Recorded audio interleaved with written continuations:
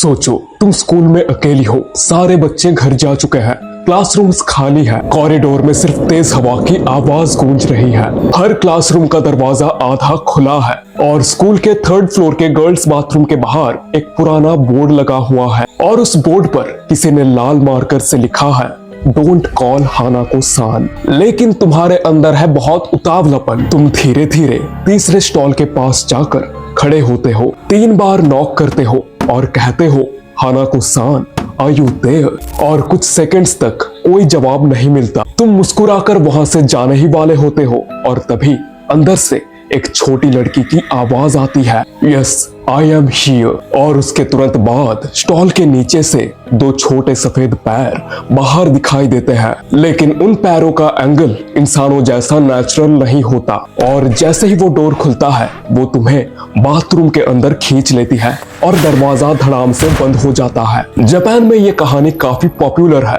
और लगभग सभी बच्चे इस कहानी को बचपन से सुनते आए हैं। लेकिन पता है सबसे डरावनी बात क्या है? आज भी जापान के कुछ स्कूल्स में बच्चे इस चीज को लेकर काफी सारे रिचुअल्स को सीक्रेटली परफॉर्म करते हैं। तो सवाल यह है क्या हाना को सान सिर्फ एक अर्बन लेजेंड है या फिर इस कहानी के पीछे वाकई कोई ऐसा सच छुपा है जिसकी वजह से हजारों जापानीज स्टूडेंट्स इसकी नाम से डरते हैं। Welcome to mister night hero YouTube channel. जल्दी से इस चैनल को सब्सक्राइब कर दो क्योंकि आज हम एक ऐसे बाथरूम पर जाने वाले हैं जहां पर टॉयलेट करना लगभग इम्पॉसिबल है। So let's go with mister night hero.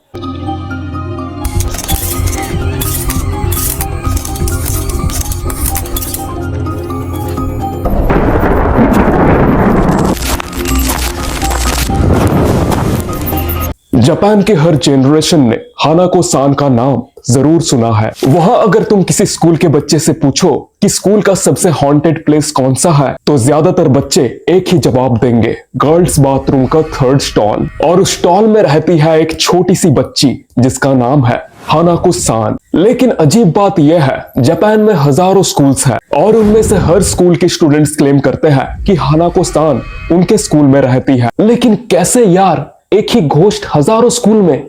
अरे वो भूत है, कहीं पर भी जा सकती है। लेकिन यहीं से मिस्ट्री शुरू होती है।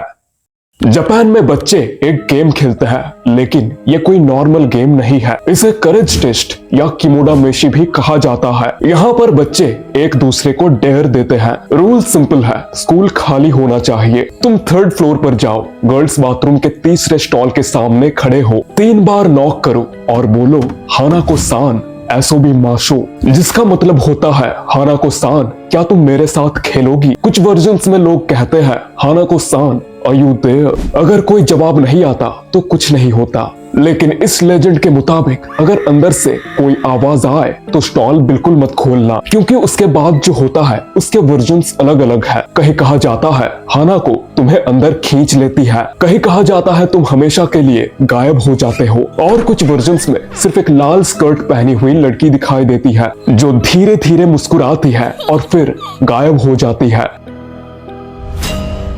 यहाँ से कहानी और भी इंटरेस्टिंग हो जाती है क्योंकि हाना को सान की एग्जैक्ट ओरिजिन किसी को नहीं पता। ये कोई 1000 साल पुरानी जापानीज फोकलोर नहीं है। रिसर्च के मुताबिक हाना को सान की स्टोरीज सबसे ज्यादा 1950s के बाद रिकॉर्ड होनी शुरू हुई। वर्ल्ड वॉर 2 खत्म हो चुका था, जापान तबाह हो चुका था, हजारों स्कूल्स डिस्ट्रॉय हो गए थे, लाखों बच्चों ने अपने पेरेंट्स खो दिए थे और इसी पीरियड में स्कूल के अंदर घोस्ट स्टोरीज का ट्रेंड बहुत तेजी से बढ़ने लगा। रिसर्चर्स के मुताबिक हाना को सान उन्हीं वॉर टाइम फियर्स का सिंबॉलिक रिजल्ट हो सकती है, लेकिन ये सिर्फ एक थ्योरी है क्योंकि हानाको की ओरिजिन के कम से कम 4 अलग वर्जन्स मिलते हैं और हर वर्जन पहले से भी ज्यादा हॉरिफाइंग है।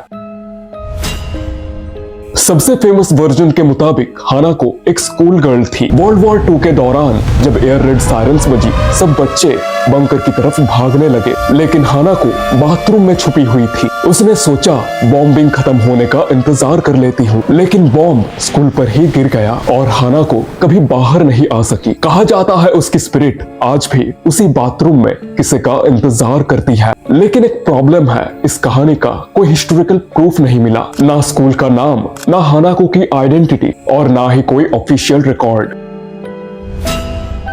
दूसरी स्टोरी के मुताबिक हानाको किसी बॉम्बिंग में नहीं मरी बल्कि उसका हुआ था। एक अननोन सीरियल किलर स्कूल के अंदर घुस आया। सब बच्चे छुप गए, लेकिन हानाको बाथरूम में छुप गई। किलर ने उसे ढूंढ लिया और उसके बाद किसी ने हानाको को कभी जिंदा नहीं देखा। इसी वजह से उसकी स्पिरिट वॉशरूम से कभी बाहर नहीं जाती। ये वर्जन हॉरर बुक्स और मैगजीन्स में बहुत पॉपुलर हुआ, लेकिन पुलिस रिकॉर्ड्स में ऐसा कोई कंफर्म्ड केस नहीं मिला। कई जापानीज फोकलोर रिसर्चर्स के मुताबिक हानाको की सबसे इमोशनल और डिस्टर्बिंग ओरिजिन स्टोरी यही है। इस वर्जन के हिसाब से हानाको किसी सीरियल किलर का अटैक का शिकार नहीं बनी थी, बल्कि अपने ही पेरेंट्स के क्रूएल्टी का शिकार बनी थी। स्टोरी के मुताबिक हानाको एक छोटी स्कूल गर्ल थी, जिसे घर पर लगातार अब्यूज का सामना करना पड़ता था। स्कूल ही उसके लिए सेफ जगह थी, लेकिन एक दिन वो स्कूल के बाथरूम में जाकर छुप गई और वहां से कभी बाहर नहीं आई। कुछ वर्जन्स कहते हैं उसने अपनी जान दे दी, कुछ कहते हैं वो एक्सीडेंट का शिकार हुई और कुछ कहते हैं उसकी डेथ की असली वजह किसी को कभी पता ही नहीं चली। अब एक और सवाल, बाथरूम ही क्यों? स्कूल की लाइब्रेरी क्यों नहीं? क्लासरूम क्यों नहीं? या रूफटॉप क्यों नहीं? जापानीज फोकलोर एक्सपर्ट्स कहते हैं पुराने जापान में बाथरूम्स को लिमिनल स्पेसेस माना जाता था। एक ऐसी जगह जो दो वर्ल्ड के बीच का कनेक्शन होती है, एक तरफ नॉर्मल दुनिया और दूसरी तरफ अननोन। पुराने जमाने में बाथरूम्स बाहर होते थे, अंधेरे में, और अक्सर पानी और गंदगी से जुड़े हुए। इसी वजह से उनके साथ सुपरनैचुरल बिलीफ्स भी जुड़ गए। सिर्फ हानाको ही नहीं, जापान की कई और खोज स्टोरीज भी बाथरूम से जुड़े हुए हैं। यानी हानाको का बाथरूम में होना फोकलोर के हिसाब से बिल्कुल अनयूजुअल नहीं है। अब सबसे इंपॉर्टेंट सवाल, क्या किसी ने ऑफिशियली हानाको को देखा? इसका कोई साइंटिफिकली वेरीफाइड एविडेंस नहीं मिला, लेकिन 1990s और 2000s में जापानीज टीवी शोज और मैगजीन्स में कई एनोनिमस क्लेम्स पब्लिश हुए। कुछ स्टूडेंट्स ने कहा उन्होंने नॉक के बाद आवाज सुनी, कुछ ने फुटस्टेप्स सुनने का क्लेम किया और कुछ ने बाथरूम के स्टॉल के नीचे किसी के पैर देखने की बात कही। लेकिन इनमें से किसी भी क्लेम को इंडिपेंडेंटली वेरीफाई नहीं किया जा सका। यानी ये स्टोरीज एग्जिस्ट करती है, लेकिन इन्हें प्रूफ नहीं कहा जा सकता। और प्रूफ होगा भी कैसे? वो बच्चे हैं, उनके बातों का थोड़ी सीरियसली लेते हैं। 1990s में जापानीज पैरानॉर्मल मैगजीन में एक anonymous school students account publish हुआ। उस स्टूडेंट के अकॉर्डिंग वो और उसके दो दोस्त स्कूल के बाद हानाको रिचुअल परफॉर्म करने गए। उन्होंने नॉक किया, पहले कुछ नहीं हुआ, सब हंसने लगे। तभी बाथरूम के अंदर से किसी चीज के चलने की आवाज आई, लेकिन जब उन्होंने स्टॉल के नीचे देखा वहां किसी के पैर नहीं थे। आवाज चलने की आ रही थी, लेकिन जमीन पर कोई नजर नहीं आ रहा था। वो तीनों भाग गए। बाद में स्कूल के गार्ड ने कहा उस वक्त बिल्डिंग में कोई भी नहीं था। यह स्टोरी मैगजीन में पब्लिश हुई, लेकिन ना स्कूल का नाम लिया गया और ना ही स्टूडेंट्स की आइडेंटिटी, इसलिए इस क्लेम को वेरीफाई नहीं किया जा सका। एक और पॉपुलर अकाउंट में एक लड़की ने क्लेम किया कि उसने नॉक करने के बाद अंदर से एक बच्ची की हल्की आवाज सुनी है, यानी यस। उसने डर के मारे स्टॉल नहीं खोला, लेकिन जब वो भागने लगी उसे लगा कोई उसके पीछे चल रहा हो। उसने पीछे मुड़कर देखा, कॉरिडोर बिल्कुल खाली था, लेकिन फुटस्टेप्स की आवाज उसके साथ साथ चल रही थी जब तक वो स्कूल गेट के बाहर नहीं पहुंची। क्या ये इमेजिनेशन थी या एक्सट्रीम फियर की साइकोलॉजिकल इफेक्ट? इसका जवाब किसी के पास नहीं है। इंटरनेट पर अक्सर ये क्लेम वायरल होता है कि जापान के कई स्कूल्स ने ऑफिशियली हानाको रिचुअल को बैन कर दिया है, बट रियलिटी थोड़ी अलग है। इस बात का कोई नेशन वाइड गवर्नमेंट ऑर्डर नहीं मिला, लेकिन कई स्कूल्स ने बच्चों को वॉशरूम्स के अंदर डेयर गेम्स और घोस्ट रिचुअल्स परफॉर्म करने से जरूर मना किया है। रीजन पैरानॉर्मल नहीं था, रीजन था सेफ्टी, क्योंकि बच्चे स्कूल के बाद छुपकर बिल्डिंग में रुकते थे, बट हम तो स्कूल कब खत्म होगा इसका इंतजार करते थे। ये बच्चे तो स्कूल के बाद भी वहां रुकते थे। मजाक से हटके वो बच्चे कभी वॉशरूम लॉक कर देते थे, कभी एक दूसरे को डरा देते और कई बार एक्सीडेंट्स भी होते थे।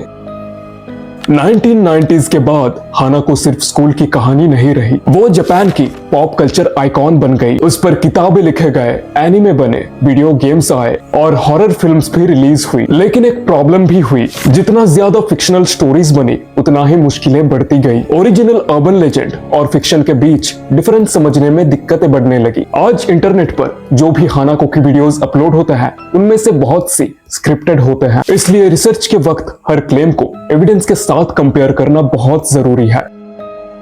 अब तक आप सोच रहे होंगे कि हानाको की सबसे स्कैरी पार्ट उसका घोस्ट है, लेकिन रिसर्चर्स कुछ और कहते हैं। उनके हिसाब से सबसे स्कैरी चीज हानाको नहीं, बल्कि ये फैक्ट है कि जापान की लगभग हर बच्चे ने कभी ना कभी अपनी जिंदगी में हानाको की कहानी जरूर सुनी है। और जब एक कहानी करोड़ों लोगों में इमेजिनेशन का हिस्सा बन जाती है तो वो सिर्फ स्टोरी नहीं रहती, वो कल्चर बन जाती है। और कल्चर कभी आसानी से खत्म नहीं होता। अब आते हैं उस थ्योरी पर जिसे बहुत से फोकलोर हिस्टोरियंस काफी सीरियस मानते हैं। Japan bombings, destroyed cities, broken families, हजारों स्कूल्स तबाह हो चुके थे, लाखों बच्चे ट्रॉमा के साथ बड़े हो रहे थे। ऐसे एनवायरनमेंट में डेथ एक डेली रियलिटी बन चुकी थी। रिसर्चर्स का मानना है कि उस जनरेशन के फियर्स स्टोरीज के फॉर्म में अगले जनरेशन तक पहुंच गए। हानाको शायद एक रियल लड़की नहीं थी, लेकिन वो उन हजारों बच्चों की सिंबॉलिक रिप्रेजेंटेशन बन गई जिनकी जिंदगी वॉर ने छीन ली।